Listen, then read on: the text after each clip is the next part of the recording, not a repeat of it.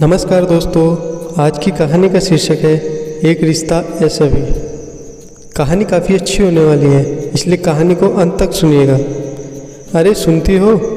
हाँ क्यों नहीं सुनूंगी, बहरी थोड़ी ही हो गई हूँ। माना बालों में सफ़ेदी आ गई है, आंखों में चश्मा चढ़ गया। पर सुनो जी, कान मेरे बराबर सुनते हैं। अच्छा बोलो, क्या कह रहे थे? चलो थोड़ा बाजार की तरफ चलते हैं। तुम्हें कुछ सामान चाहिए था ना?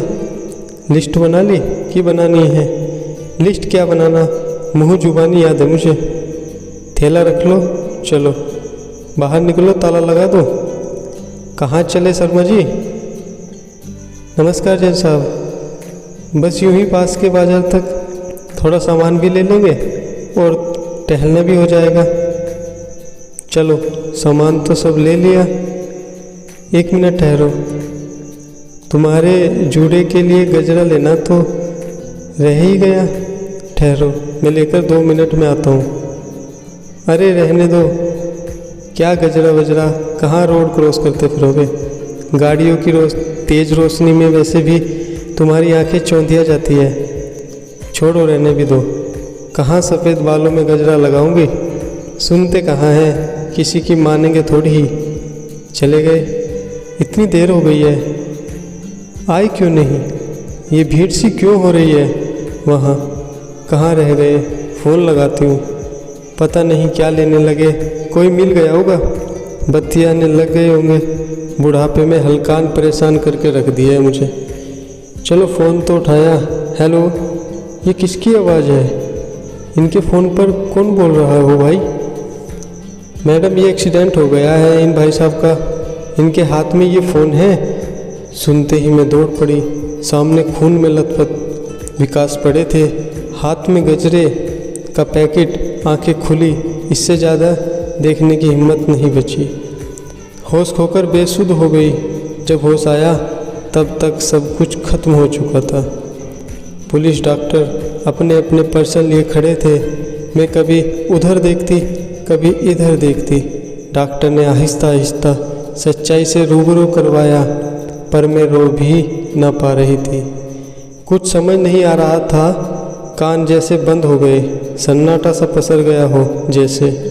रिश्तेदारों को बुलाने के लिए कहा गया। किसे बुलाऊं? प्रेम विवाह की परिणति ससुराल से बाहर निकाल कर हुई। जीते जी सास ससुर ने दहलीज पर कदम न रखने दिया। एक माँ से उसका बेटा छीना, ऐसी बद्दुआ दी उस माँ ने कि माँ बनने का सौभाग्य भी न मिला। भाई के आग्रह पर उसके बेटे को गोद लिया, वो भी स्वार्थवश अपने सपने पूरे करने विदेश गया तो वहीं का होकर रह गया। भाई की साजिश समझ आई, पर क्या करते, वक्त गुजर गया, हम कुछ न कर सके। विकास अपने जीते जी नेत्रदान का संकल्प ले चुके थे।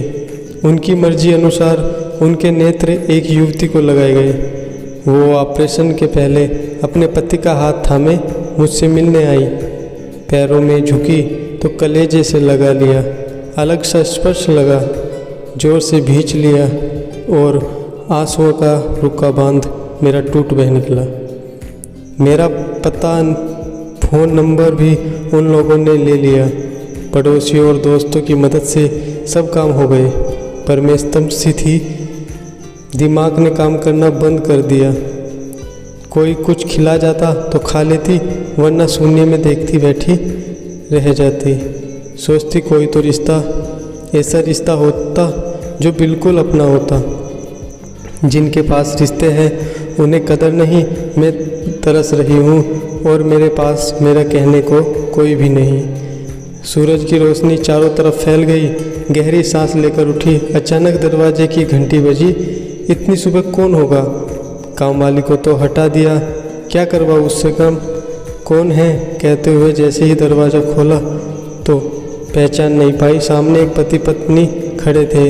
दिमाग पर जोर दिया तो याद आया, इसी लड़की को विकास जी की आंखें लगाई गई थी। उसकी आंखों को हसरत भरी नज़रों से देखते देखते आंसू बहते चले गए। दोनों ने मुझे प्यार से बैठाया, आंसू पोंछे, पानी पिलाया और बोले, आपने हम दोनों को ज़िंदगी की सबसे बड़ी खुशी दी है। इस खुशी के लिए प्रिया ने बहुत लंबा इंतज़ार किया है। हम जानते हैं आपका और हमारा न खून का रिश्ता है न कोई भी संबंध, पर हम एक नया रिश्ता बनाने आए हैं। वो रिश्ता है माँ और बच्चों का रिश्ता। बनेगी ना आप हमारी माँ? दोनों आशा और उम्मीद से मेरी ओर देख रहे थे। ना कैसे कहती, सिर हाँ में हिला दिया और दोनों को गले से लगा लिया। समझ गई ईश्वर को भी तरस आ गया मुझ पर। तभी जीवन की संध्या में अपना कहने को ऐसे मधुर रिश्तों में बांध दिया। अचानक मेरी आंखें किसी ने बंद कर दी। देखा तो रिया और वंश खिलखिला पड़े। दादी कहाँ खो जाती हो? चलो मम्मी पापा खाने पर आपका इंतज़ार कर रहे हैं। और मैं चल पड़ी अपने बच्चों के साथ। दोस्तों, रिश्तों की हमेशा कदर करो। किस्मत से मिलते हैं और बनते हैं, इनके बिना जीवन अधूरा है। इन्हें पूरी निष्ठा, प्रेम और आत्मा के साथ निभाओ। जय हिंद, जय भारत।